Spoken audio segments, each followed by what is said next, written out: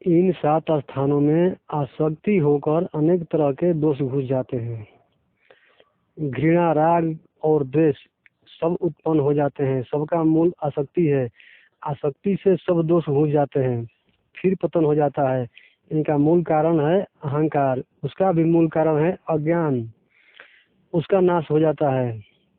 ज्ञान से ज्ञान की प्राप्ति होती है। ईश्वर और महापुरुषों की कृपा से दुनिया में ऐसा कोई भी काम नहीं है जो ईश्वर की कृपा से न हो सके। सरल भाव एक महान गुण है। यह आत्मा के कल्याण के लिए बड़ा सहायक है। जैसे भीतर का भाव हो वैसे ही बाहर का भाव हो। चतुरता नहीं रहे, जितनी चतुराई है उतनी ही खराबी है। ईश्वर को भी सरलता प्रिय लगती है। अपने में कोई अवगुण हो तो उसे प्रकाशित करना चाहिए, और प्रकाशित करना अच्छी बात है। गुणों का छिपाव करना चाहिए, किंतु हम उल्टी बात करते हैं। गुणों को प्रकाशित करना चाहते हैं और अवगुणों को छिपाना चाहते हैं। इसका सुधार करना चाहिए। दूसरों के छिद्र देखना, चुगली करना, दूसरों पर घृणा करना, यह मनुष्य को एकदम गिराने वाले हैं, पतन करने वाले हैं। अपने आप को श्रेष्ठ मानना, अपने अवगुणों को छिपाना, अपनी प्रशंसा करना, ये बड़े दोष है। जो लोग अपने बड़े से बड़े दोषों का नहीं देखते, दूसरे के छोटे छोटे छिद्र देखते हैं। कहा गया है, आप पाप को नगर बसावत, आप पाप को नगर बसावत। इस प्रकार स्वभाव जिन मनुष्य का होता है उसकी गिद्ध दृष्टि होती है। किसी महात्मा के पास जाते हैं तो उसका छिद्र ही देखते हैं। बात होनी चाहिए उल्टी, दूसरे का छिद्र ढकना चाहिए, अपना छिद्र देखना चाहिए। अपने लिए तो समझते हैं कि भगवान की खुली छूट है, देखते ही नहीं।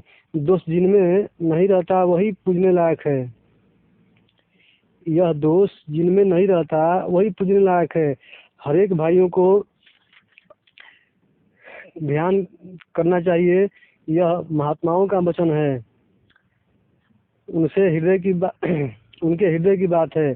कई भाइयों में यह सरलता स्वाभाविक होती है। उनके रहते उनका नाम तो नहीं लेना चाहिए, किंतु मौका आने पर कहा जाता है। जैसे बद्रीदास जी, लोहिया, महाराज चक्रधर जी, इनका स्वभाव बड़ा भारी सरल है।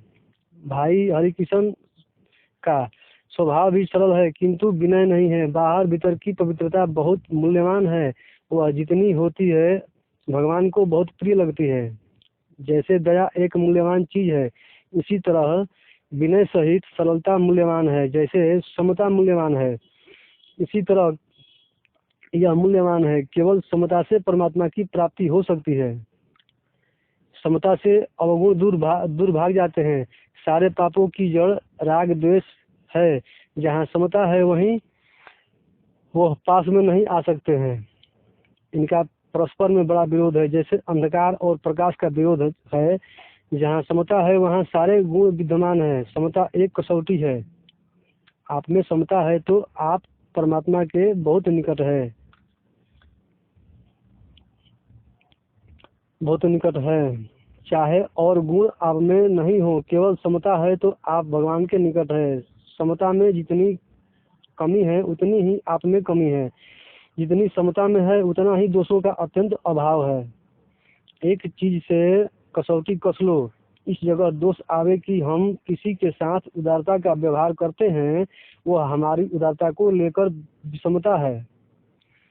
उसका आदर समता से अधिक है, वह उच्च कोटि का चीज है।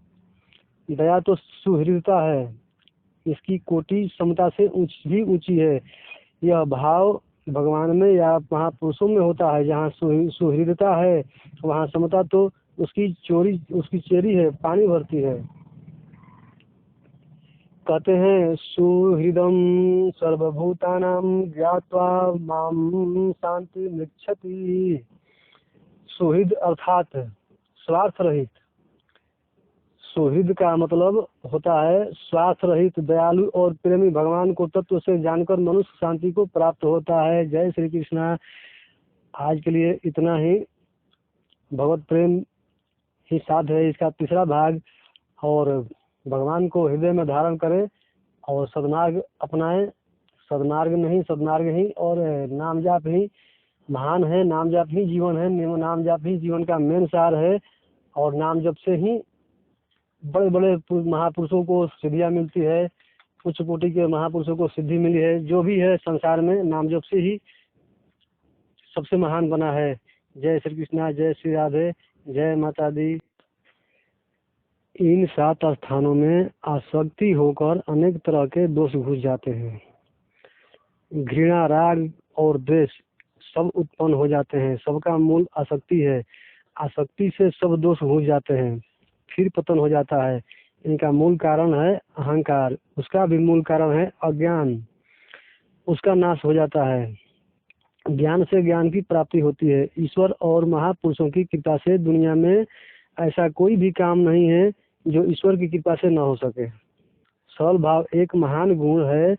यह आत्मा के कल्याण के लिए बड़ा सहायक है। जैसे भीतर का भाव हो वैसे ही बाहर का भाव हो। चतुरता नहीं रहे, जितनी चतुराई है उतनी ही खराबी है। ईश्वर को भी सरलता प्रिय लगती है। अपने में कोई अवगुण हो तो उसे प्रकाशित करना चाहिए, और प्रकाशित करना अच्छी बात है। गुणों का छिपाव करना चाहिए, किंतु हम उल्टी बात करते हैं। गुणों को प्रकाशित करना चाहते हैं और अवगुणों को छिपाना चाहते हैं। इसका सुधार करना चाहिए। दूसरों के छिद्र देखना, चुगली करना, दूसरों पर घृणा करना, यह मनुष्य को एकदम गिराने वाले हैं, पतन करने वाले हैं। अपने आप को श्रेष्ठ मानना, अपने अवगुणों को छिपाना, अपनी प्रशंसा करना, ये बड़े दोष है। जो लोग अपने बड़े से बड़े दोषों का नहीं देखते, दूसरे